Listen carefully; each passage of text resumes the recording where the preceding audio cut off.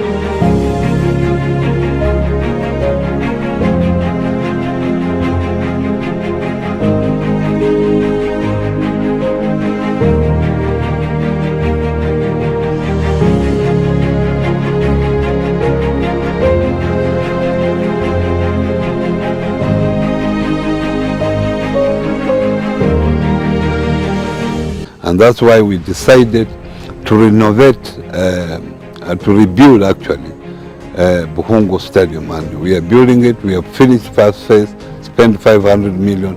We are now going to spend another 2.5 billion to ensure that Bukhungu Stadium is at the international standard.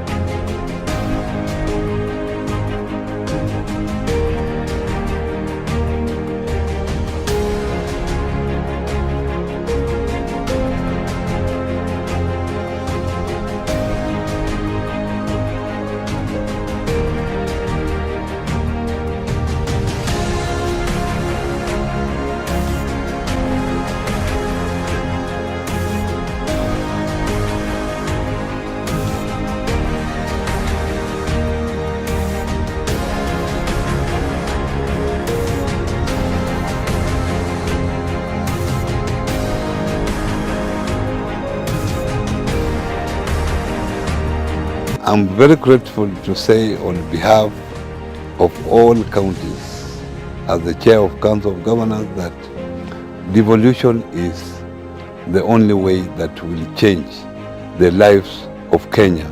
So devolution must be supported.